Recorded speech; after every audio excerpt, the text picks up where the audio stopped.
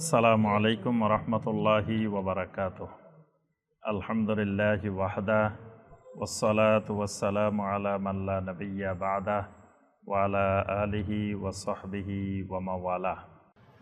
আমাদের ধারাবাহিক রাসূলুল্লাহ সাল্লাল্লাহু আলাইহি ওয়াসাল্লামের জীবনীর উপরে সিরাতে রাহমাতুল লিল আলামিন সাল্লাল্লাহু আলাইহি ওয়াসাল্লামের ধারাবাহিক এই আলোচনায় অনলাইন এবং অফলাইনে যে সমস্ত সম্মানিত ভাই এবং বোনেরা উপস্থিত আছেন, আল্লাহ রাব্বুল আলামিনের দরবারে কোটি কোটি শুকরিয়া যে মহান রাব্বুল আলামিন আমাদেরকে সিরাতের ইতিপূর্বে 56টি পর্ব আমরা আলোচনা করেছি।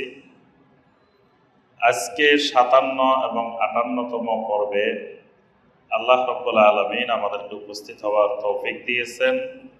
এই জন্য মহান রাব্বুল আলামিনের শুকর আদায় করি, সকলে বলি আলহামদুলিল্লাহ। সম্মানিত ভাই ও বোনেরা, নবী সাল্লাল্লাহু আলাইহি ওয়াসাল্লামের সিরাত এক মহাসমুদ্র। নবী সাল্লাল্লাহু আলাইহি ওয়াসাল্লামের সিরাতের কুল কিনারা নাই। এই জন্য আম্মাজান আয়েশা রাদিয়াল্লাহু তাআলা আনহাকে রাসূলের চরিত্র, রাসূলের আখলাক বর্ণনা করতে যখন বলা হইল, তখন আম্মাজান বললেন, কানা খুলুকুহুল কুরআন, আমার নবীর চরিত্র কোরআন। আম্মাজান আয়েশা এক বাক্যে রাসূল সাল্লাল্লাহু আলাইহি ওয়াসাল্লামের পুরা সিরাত বলে দিছে। এক বাক্যের মধ্যে নবী সাল্লাল্লাহু আলাইহি ওয়াসাল্লামের পুরা সিরাত। বাক্যটা কি? কানা খুলুকুহু আল কোরআন, যে আমার নবীর আখলাক, আমার নবীর চরিত্র কোরআন। কোরআন পড়বা, কোরআনে কারিমের মধ্যে আল্লাহ পাক যা করতে বলছেন আমার নবী তা করছেন। আল্লাহ পাক যা করতে নিষেধ করছেন আল্লাহ রাসূল তা থেকে বিরত থাকছেন, উম্মতকে বিরত থাকতে বলছেন। এবং নবী সাল্লাল্লাহু আলাইহি ওয়াসাল্লামের জীবনীর সাথে প্রত্যেকটা আয়াতে কারিমার সম্পৃক্ততা আছে। তাহলে কোরআনে কারিমের তাফসীর যদি কেউ সারা জীবন করে তার জীবন শেষ হয়ে যাবে, কিন্তু কোরআনে কারিমের তাফসীর শেষ করতে পারবে না। তাহলে কোরআনে কারিমের তাফসীর যদি হয় এরকম মহাসমুদ্র, নবী সাল্লাল্লাহু আলাইহি ওয়াসাল্লামের সিরাত এরকম মহাসমুদ্র, এটারও কুল কিনারা নেই। এখন আমরা প্রাইমারি লেভেলে, আমরা বললাম একবারে তালেবুল ইলমের মধ্যে প্রাইমারি লেভেলের তালেবুল ইলম, সিরাতের ব্যাপারে প্রাইমারি। এবং অত্যন্ত আফসোস লাগে, বাংলাদেশে এখনো অনেকেই সিরাতের কিছুই জানেন। নবী সাল্লাল্লাহু আলাইহি ওয়াসাল্লামের জীবনীর একেবারে কিছুই জানা না, এরকম কোটি কোটি মুসলমান আছে বাংলাদেশ। এমনি আশেকে রাসূল হয়ে বসে রয়েছে, কিন্তু রাসূলের সিরাত জানা। রাসূলের জন্য আশেক, এশকের ঠেলায় আপনার মিলাদ পড়তে গেলে বসে থাকতে পারে না, এশকের ঠেলায় লাফ মারি উঠে দাঁড়ায় যায় আশেকে রাসূল। কিন্তু রাসূল সাল্লাল্লাহু আলাইহি ওয়াসাল্লামের সিরাত সম্পর্কে, জীবনী সম্পর্কে তাকে জিজ্ঞাসা করলে কিছুই বলতে পারে না। তার অর্থ হলো যে রাসূলুল্লাহ সাল্লাল্লাহু আলাইহি ওয়াসাল্লামের সিরাতের যে প্রাথমিক লেভেল, প্রাথমিক পর্যায়, সেই পর্যায়ের জ্ঞানও এই দেশের মুসলিমের নাই। এমনকি বর্তমানে যারা শিক্ষা ব্যবস্থায়, জেনারেল শিক্ষা ব্যবস্থা হোক, মাদ্রাসা শিক্ষা ব্যবস্থায় হোক, এই শিক্ষা ব্যবস্থায়ও যারা মাস্টার্স পাস করে ফেলতেছে, যারা বড় বড় ডিগ্রি করে ফেলতেছে, দেখা যায় যে রাসূল সাল্লাল্লাহু আলাইহি ওয়াসাল্লামের সিরাত সম্পর্কে কোনো জ্ঞান। তো অনেক সময় আমি দেখি যে যারা মাস্টার্স পাস করে করে বের হয়, তাদের চেয়ে আমাদের সরকার বাড়ির মুসল্লি যারা, তারা অনেক বেশি জানে আল্লাহ রাসূলের সিরাত, আলহামদুলিল্লাহ অনেক বেশি জানে। এখন আমরা যেটা করেছি এই সিরাতে রাহমাতুল লিল আলামিন প্রোগ্রামে, একেবারে সংক্ষিপ্তভাবে যে নবী সাল্লাল্লাহু আলাইহি সাল্লামের জীবনীটা সম্পর্কে, সিরাতটা সম্পর্কে আমাদের যেন প্রাথমিক ধারণা, ন্যূনতম মুসলিম হিসেবে যাতে আমাদের প্রাথমিক ধারণাটা থাকে। কারণ নবী সাল্লাল্লাহু আলাইহি সাল্লামকে চিনা, নবী সাল্লাল্লাহু আলাইহি সাল্লামকে জানা, নবী সাল্লাল্লাহু আলাইহি সাল্লামের সিরাতের জ্ঞান অর্জন করা ফরজে আইন। কবরের মধ্যে 3টা প্রশ্নের মধ্যে একটা প্রশ্নই হলো কি, ওয়ামান নাবিয়্যুকা, ওয়ামান নাবিয়্যুকা। রব চিনা যেমন ফরজ, ফরজে আইন, দ্বীন সম্পর্কে জানা যেমন ফরজে আইন, ঠিক একইভাবে নবী সাল্লাল্লাহু আলাইহি ওয়াসাল্লামের সিরাত সম্পর্কে জানাটাও ফরজে আইন। এই জন্য প্রত্যেকের ঘরে ঘরে কমপক্ষে একটা নবী সাল্লাল্লাহু আলাইহি ওয়াসাল্লামের বিশুদ্ধ সিরাতের বই রাখবেন, যাতে আপনিও শিখবেন, আপনার পরিবারের সবাই যাতে এটা পড়াশোনা করে। কমপক্ষে একটা বই হলেও রাখবেন। এই বইগুলোর মধ্য থেকে আমার কাছে যে বইটা দেখতে পাচ্ছেন, এটা আরবিতে আস-সিরা আন-নববিয়্যা। এই বইটা লিখেছেন মোহাম্মদ বিন ইব্রাহিম বিন আবদুল্লাহ আত-তুওয়াইজিরি। এই বইটারও বাংলা অনুবাদ আছে। এই সম্পূর্ণ বইটা, সিরাতের এই বইটার বাংলা অনুবাদ করা আছে, এবং এই বইটা সৌদি আরব থেকে প্রকাশ করা হয়েছে। সৌদি আরবের বিভিন্ন প্রকাশনী থেকে আরবিতে যেমন প্রকাশ করা হয়েছে, বাংলা ভাষায়ও করা হয়েছে। এই সিরাতটার বৈশিষ্ট্য হলো, এই কিতাবটার মধ্যে নবী সাল্লাল্লাহু আলাইহি ওয়াসাল্লামের সিরাত, কোরআনে কারিমের আয়াত এবং সহিহ হাদিস দিয়ে বর্ণনা করা হয়েছে। এটার মধ্যে একটাও কোনো দঈফ হাদিস আনা হয়নি। এই নবী সাল্লাল্লাহু আলাইহি ওয়াসাল্লামের সিরাত বর্ণনা করতে গিয়ে এই সিরাতের বইয়ের মধ্যে একটা দঈফ হাদিসও আনা, দঈফ জাল হাদিস, সম্পূর্ণ সহিহ। এবং বেশিরভাগ বলতে গেলে এখানে 99% হাদিস সহিহ আল বুখারী আর সহিহ মুসলিমের হাদিস। রাসূল সাল্লাল্লাহু আলাইহি ওয়াসাল্লামের সিরাতটা বর্ণনা করছেন কোরআন কারিমের আয়াত আর সহিহ আল বুখারী এবং সহিহ মুসলিমের হাদিস। আমরা সকলেই জানি কোরআনে কারিম হলো একেবারে নির্ভুল কিতাব। আল্লাহর কিতাবের পরে সবচাইতে বিশুদ্ধ কিতাব হলো কোনটা? সহিহ আল বুখারী আর সহিহ মুসলিম। এই দুটি হলো সবচাইতে আল্লাহর জমিনে কোরআনে কারিমের পরে সবচাইতে বিশুদ্ধ কিতাব। সেই বিশুদ্ধ কিতাব থেকেই এখানে এই সিরাতের কিতাবটার মধ্যে আলোচনা করা হচ্ছে। তাহলে এর থেকে বিশুদ্ধ সিরাতের কিতাব আর আছে বলে আমার জানা নেই। এই জন্য সম্ভব হলে এই কিতাবটা ঘরে রাখবেন সবাই। আর এটা যদি না পান, সব জায়গায় এটা আবার অ্যাভেলেবেল পাওয়া যায়, সব জায়গায় পাবেন না। না পাইলে আপনারা আর রাহিক আল মাখতুম, আর রাহিক আল মাখতুম, সফিউর রহমান মুবারকপুরি, এই সিরাতের গ্রন্থটা রাখবেন। এই সিরাতের গ্রন্থটাও আপনার সৌদি আরবের একটা প্রতিযোগিতা হয়েছিল, সেখানে অনেকগুলো সিরাতের কিতাব জমা পড়ছিল, তার মধ্যে এটা প্রথম স্থান অধিকার করছে, আর রাহিক আল মাখতুম। এটার বাংলা অনুবাদ আছে। আরেকটা বাংলা ভাষায় সিরাতের বই আছে, সিরাতুর রাসূল সাল্লাল্লাহু আলাইহি ওয়াসাল্লাম, প্রফেসর ডক্টর আসাদুল্লাহ আল গালিব হাফেজাহুল্লাহ তার লিখিত। এই বইটা একবারে অ্যাভেলেবেল পাওয়া যায় সব জায়গায়। এই বইটা হলেও কমপক্ষে ঘরের মধ্যে কিনে রাখার চেষ্টা করবেন ইনশাআল্লাহ। কারণ সিরাত জানা প্রত্যেকের জন্য ফরজ, ফরজে আইন। তো ফরজে আইন দায়িত্ব পালন শুধু নিজে করলে হবে না, পরিবারকেও শিখাইতে হবে সিরাতের ব্যাপারে। আল্লাহ পাক আমাদের সবাইকে তৌফিক দান করুন। আমরা ইতিপূর্বে নবী সাল্লাল্লাহু আলাইহি ওয়াসাল্লামের সিরাতের উপরে আমরা 56টি পর্বে আলোচনা করেছি। আজকে 57 এবং 58তম পর্বের আলোচনা হবে ইনশাআল্লাহ। 57তম পর্বে আমরা আলোচনা করব আখলাকুন নবী সাল্লাল্লাহু আলাইহি ওয়াসাল্লাম, আর 58তম পর্বে আলোচনা করব ইবাদাতুন নবী সাল্লাল্লাহু আলাইহি ওয়াসাল্লাম। প্রথমে আসি আমরা আখলাকুন নবী সাল্লাল্লাহু আলাইহি ওয়াসাল্লাম। নবী সাল্লাল্লাহু আলাইহি ওয়াসাল্লামের আখলাক। আখলাক মানে কি? চরিত্র। নবী সাল্লাল্লাহু আলাইহি ওয়াসাল্লামের চরিত্র আখলাক সম্পর্কে জানা ফরজ। কারণ আপনাকে আমাকে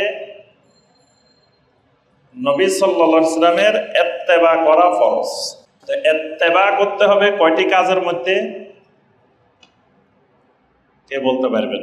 আমরা এর আগে আলোচনা করছি নবী সাল্লাল্লাহু আলাইহি ওয়াসাল্লামের ইত্তেবা করতে হলে, অনুসরণ করতে হলে এই কয়টি জিনিসের ক্ষেত্রে ইত্তেবা করতে হয়। এই ইত্তেবা করলে বোঝা যাবে উনি আল্লাহ রসুলকে পরিপূর্ণ ইত্তেবা করেন। কয়টা কাজের মধ্যে? কারো মনে নাই?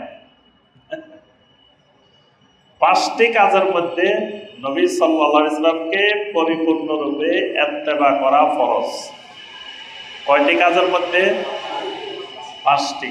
এটা ভালো করে মনে রাখবেন। 5টি কাজের ভিতরে নবী সাল্লাল্লাহু আলাইহি ওয়াসাল্লামের ইত্তেবা করা ফরজ। 5টা কাজ কি কি? 1 নম্বর হলো ফি তাওহীদিহি ওয়া ঈমানিহি। তাওহীদ এবং ঈমান, এই তাওহীদের ক্ষেত্রে, ঈমানের ক্ষেত্রে নবী সাল্লাল্লাহু আলাইহি ওয়াসাল্লামের পরিপূর্ণ ইত্তেবা করতে হবে। এটা ফরজ, ফরজে আইন। নবী সাল্লাল্লাহু আলাইহি ওয়াসাল্লাম যেভাবে ঈমান আনতে বলছেন, যেভাবে তাওহীদ শিখাইছেন, ওই তাওহীদে বিশ্বাসী হইতে হবে। পৃথিবীতে তাওহীদ কিন্তু বিভিন্ন ধরনের তাওহীদ আছে। একটা তাওহীদ আছে হিজবুত তাওহীদের তাওহীদ। এই তাওহীদের নাম শুনছেন? এইটারেও তারা নাম দিছে কি? তাওহীদ। তারপরে আপনার তাওহীদ আছে তাওহীদুল আদিয়ান। এই তাওহীদের নাম শুনছেন? এই তাওহীদের নাম শোনেন নাই এখনো? কেউ আট্রসি গেছেন? আট্রসি যাওয়ার লোক এখানে একজনও নাই। কি আট্রসি যান নাই? আমি জীবনে কতবার গেলাম, কলম জারি করাইলাম, আপনারা কেউ আট্রসি যান নাই। সেখানে দেখবেন যে বিশাল হিন্দু প্যান্ডেল, বৌদ্ধ প্যান্ডেল, খ্রিস্টান প্যান্ডেল, হাজার হাজার হিন্দু আছে, বৌদ্ধ আছে, ইহুদি আছে, খ্রিস্টান আছে, সব আছে। এই যে তারা তাদের এখানে সব ধর্মের লোকদেরকে একত্রিত করছে, এটার নাম তাওহীদুল আদিয়ান। এটার নাম কি? তাওহীদুল আদিয়ান। আদিয়ান মানে দ্বীনের বহুবচন, আদিয়ান মানে সব ধর্মের তাওহীদ, মানে সব ধর্মের ঐক্য। যে তারা এত সুন্দর একটা ইসলাম প্রতিষ্ঠা করছে, যে ইসলামের মধ্যে হিন্দুও থাকে, বৌদ্ধও থাকে, খ্রিস্টানও থাকে, সবাই থাকে, যেটা আল্লাহ রসুল পারেন নাই।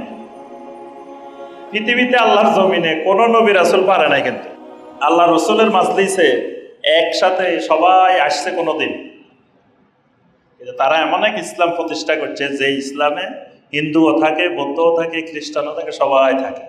এটাকে তারা বলে তাওহীদুল আদিয়ান। তারা তাওহীদ বলতে এটাকে তাওহীদ বুঝে। সুফিদের দৃষ্টিতে এটাই তাওহীদ। মাইজবান্ডার গেছেন? মাইজবান্ডার, মাইজবান্ডার যাওয়ারও কেউ নাই?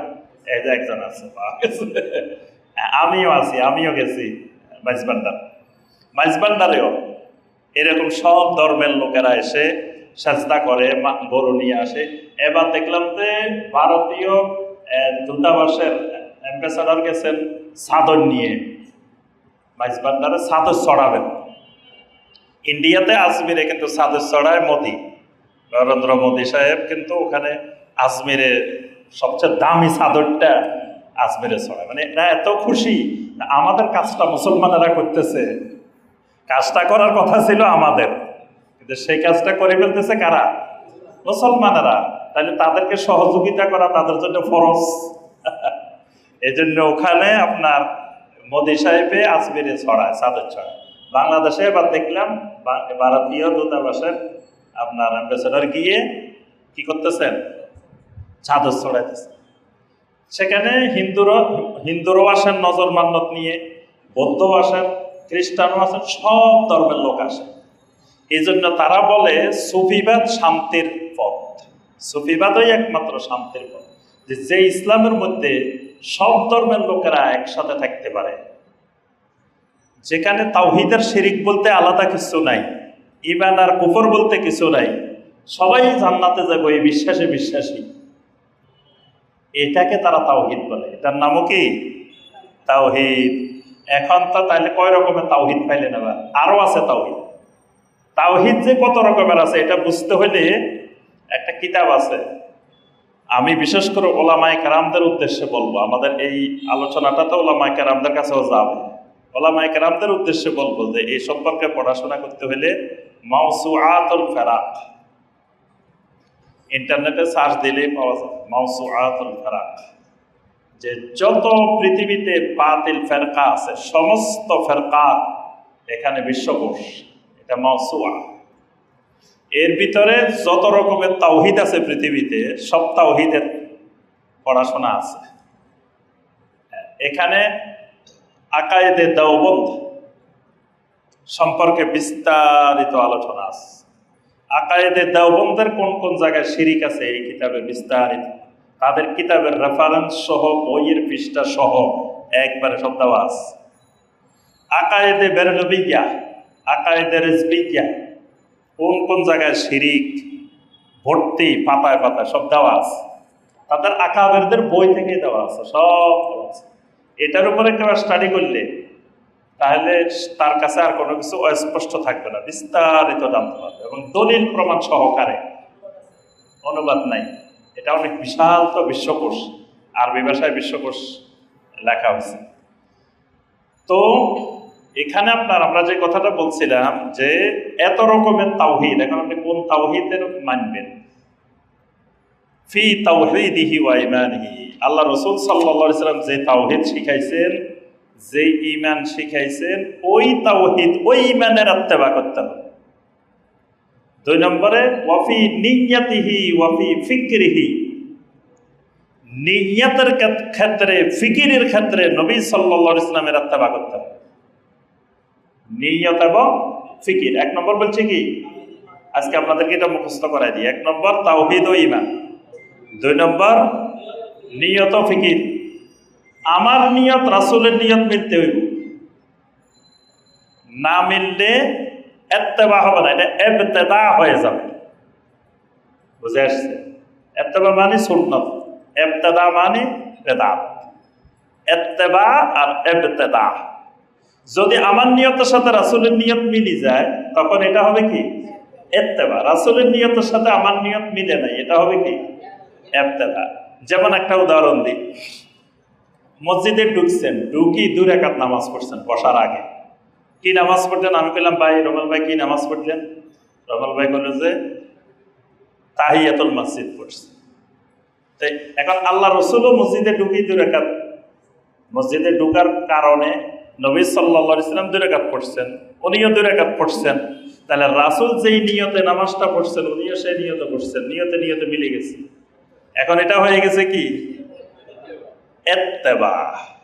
এখন বৃষ্টির পরে জোরে একটা বৃষ্টি এসছে, এখানে ধরেন কয়েকদিন বৃষ্টি হয় না, গরমে আমরা কষ্ট করতেছি, হঠাৎ জোরে বৃষ্টি। বৃষ্টির পরে আমি উঠে 2 রাকাত নামাজ পড়লাম।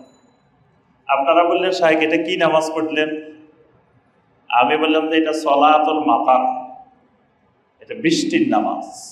এতদিন বৃষ্টি হয় না, আজকে বৃষ্টি হয়েছে, এই কারণে শুকরিয়া আদায় করে 2 রাকাত নামাজ পড়লাম, বৃষ্টির নামাজ। এখন আমার এই নামাজ ইত্তেবা হবে না ইবতিদা হবে? ইবতিদা হবে, এটা বেদাত হবে। কি জন্য বেদাত?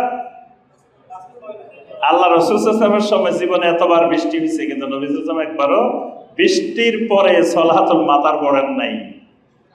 আগে পড়ছেন, বৃষ্টির জন্য পড়ছেন, ইস্তিসকা পড়ছেন, কিন্তু সলাতুল মাতার পড়েন নাই। তাহলে এইটা বেদাত হলো কেন? ওই যে নিয়তে নিয়তে মিলে নাই। আরেকটা হলো ফিকিরে ফিকিরে মিলতে হবে, ফিকিরে ফিকিরে। যেমন ধরেন এখানে আইছেন, আপনারা একটা ফিকির নিয়ে আসছেন, আপনারা এই ফিকিরের জন্য আরো 3 দিন আগে থেকে, 7 দিন আগে থেকে কিন্তু প্রস্তুতি নিতেছেন। যখন ফেসবুকে দেখছেন যে শনিবারে বাদ মাগরিব এখানে সিরাতের প্রোগ্রাম হইব, তখন এই টাইমে কিন্তু আপনার বাইরে অনেক কাজ ছিল। অনেকে এই কাজ বিভিন্নভাবে ম্যানেজ করে, বিভিন্নভাবে ঠিক করে এখানে কেমনে আসবেন সেই প্রস্তুতি 3-4 দিন আগে থেকে নিতেছেন। এই যে প্রস্তুতি নিয়ে আসা ফিকির, এটাকে বলা হয় ফিকির। এই আপনার আশার এই ফিকির ও রাসূলের ফিকিরের সাথে মিলতে হবে। মিললে এটা ইত্তেবা হবে, না মিললে ইবতিদা হবে। যেমন ধরেন, আপনি চিন্তা করলেন যে হজে যাইতে গেলে এখন অনেক টাকা লাগে, 8 লক্ষ টাকা 9 লক্ষ টাকা খরচ হয়। এত টাকা দিয়ে হজে যাওয়া কঠিন কাজ না? আপনার একজন বলে যে ভাই, আরাফার ময়দানে যাইতে গেলে 8-9 লাখ টাকা খরচ হয়, চলেন ভাই টঙ্গীর ময়দানে চলেন, এখানে গেলে বেশি টাকা খরচ হবে না, হয়তো অল্প কিছু খরচ হইব, অসুবিধা নেই, আপনি এখানে যাই হজের সওয়াব পাইছেন। তো ওই লোক চিন্তা করতেছে 9 লাখ টাকা দিয়ে হজের সওয়াব পাওয়া আসছে, এখানে 10,000 5,000 টাকা খরচ করে যদি হজের সওয়াব পাওয়া যায় তো অসুবিধা কি? ভালো কাজ না? অল্প টাকায় হজের সওয়াব, কি সহজে হজের সওয়াব পাওয়া যাচ্ছে। এখন উনি ফিকির করলো এখানে যাবে হজের সওয়াবের উদ্দেশ্যে, উনার এই ফিকির রাসূলের ফিকিরের সাথে মিলে নেই, এই কারণে হয়ে গেছে কি ইবতিদা। এটা ইত্তেবা হয় না, বুঝে আসতে পারে? অনেক সময় এই কথা শুনছেন যে জিকিরে ফিকিরে চলেন, এই কথা শুনছেন? এইটা ফিকির, ফিকিরের কথা কোরআনে অনেক জায়গায় আছে। তাহলে নবী সাল্লাল্লাহু আলাইহি ওয়াসাল্লামের নিয়ত এবং ফিকিরের সাথে ইত্তেবা করতে হবে। 3 নম্বর, ওয়াফি আকওয়ালিহিল হাসানা, নবী সাল্লাল্লাহু আলাইহি ওয়াসাল্লামের সুন্দর যত কথা আছে, নবী সাল্লাল্লাহু আলাইহি ওয়াসাল্লামের সব কথাই সুন্দর। এজন্য আল্লাহ রাসূলের কথা বলা যাবে না, কথার সাথে বলতে হবে আকওয়ালে হাসানা, আল্লাহ রাসূলের সুন্দর কথা। আল্লাহর নামগুলো যেমন সব সুন্দর, আল্লাহ রাসূল সাল্লাল্লাহু আলাইহি ওয়াসাল্লামের প্রত্যেকটা কথা সুন্দর। অসুন্দর কোনো কথা নবী সাল্লাল্লাহু আলাইহি ওয়াসাল্লাম জীবনে বলেন নাই। এজন্য আব্দুল্লাহ বিন আমর রাদিয়াল্লাহু তাআলা আনহুমা বলছেন, লাম ইয়াকুনিন নবী সাল্লাল্লাহু আলাইহি ওয়াসাল্লাম ফাহিশান ওয়ালা মুতাফাহহিশান, আমার নবীর জবান থেকে জীবনে কোনোদিন কোনো অশ্লীল কথা বের হয় নাই, সমস্ত কথা সুন্দর কথা বেরছে। তাহলে এই সুন্দর কথাগুলোর ইত্তেবা করতে হবে। কেউ যদি কয় না আমি হাদিস মানি না সুন্নাহ মানি, এরকমও কিছু গুমরাহি আমাদের দেশে বাইরে কয় আমরা হাদিস মানি না, কি মানি? সুন্নাহ মানি। তো সুন্নাহ আর হাদিস মানে কি, উনি কি বুঝাইতে চাইছে? বুঝাইতে চাইছে হাদিস মানি তো আল্লাহ রাসূলের যা কথা আছে সব হাদিস, আর সুন্নাহ মানি যেগুলো আমল করতে হবে এগুলা সুন্নাহ। এখন তাহলে আপনি খালি আমলের গুলা মানবেন, রাসূলের বাকি এগুলো মানবেন না, এটা কিন্তু আপনার ঈমানের ক্ষেত্রে সমস্যা তৈরি হবে। যদি কোন হাদিস মানি না সুন্নাহ মানি, তা আপনার ঈমানের সমস্যা হবে। কারণ আল্লাহ রাসূল সাল্লাল্লাহু আলাইহি ওয়াসাল্লামের সমস্ত কথা আখওয়ালে হাসানা, সমস্ত কথাকে আপনি মেনে নিতে হবে, মানতেই হবে। আমল তো সব করা লাগবে না। যেমন আল্লাহ রাসূল সাল্লাল্লাহু আলাইহি সাল্লাম 11 জন বিয়ে করছেন, আপনি যদি কোন না এটা মানি না, কি যদি কোন এই হাদিস মানি না, কি এটা অস্বীকার করা যাবে? হ্যাঁ। এখন আপনি বিয়ে করতে পারবেন না 11 জন, কিন্তু রাসূল করছেন, এটা তো হাদিসে আছে, আপনাকে তো বিশ্বাস করতে হবে, ঈমান আনতে হবে। এই হাদিসকে তো আপনি অস্বীকার করতে পারবেন না। আপনি যদি কোন হাদিস মানি না, আমি সুন্নাহ মানি, যেহেতু 11টা আমি বিয়ে করতে পারবো না, সুতরাং হাদিস এটা মানিই না। অনেকে ব্যাটকায় বলে, ব্যাটকানি বুঝেন নেই, ব্যাটকা ও আলে হাদিসেরা, তোমরা তো বলে হাদিস মানো, তো রাসূল তো 11 জন বিয়ে করছে, তোমরা করো না কা? তাই তুমি এই হাদিসকে যদি অস্বীকার করো তোমার ঈমান চলে যাবে। হাদিস সব মানতে হবে, তো মানামানি তো তোমার সব আমল করতে বলা হয় নাই। কারণ কিছু কিছু জিনিস আছে নবী সাল্লাল্লাহু আলাইহি সাল্লামের জন্য খাস, এগুলো আল্লাহ পাক নির্দিষ্ট করে দিয়েছে, কিন্তু আমাকে মানতে হবে যে আল্লাহ রাসূল সাল্লাল্লাহু আলাইহি সাল্লাম এটা করছে। তাহলে বোঝা গেল নবী সাল্লাল্লাহু আলাইহি সাল্লামের যত সুন্দর কথা আছে কি করতে হবে? মানতে হবে। 4 নম্বর, ওয়াফি আমালিহি সালিহা, নবী সাল্লাল্লাহু আলাইহি ওয়াসাল্লামের সমস্ত আমল আমলে সালেহ, আমলে সালেহের বাইরে নবী সাল্লাল্লাহু আলাইহি ওয়াসাল্লাম কোনো আমল, এই সমস্ত আমলে সালেহের ইত্তেবা করতে হবে।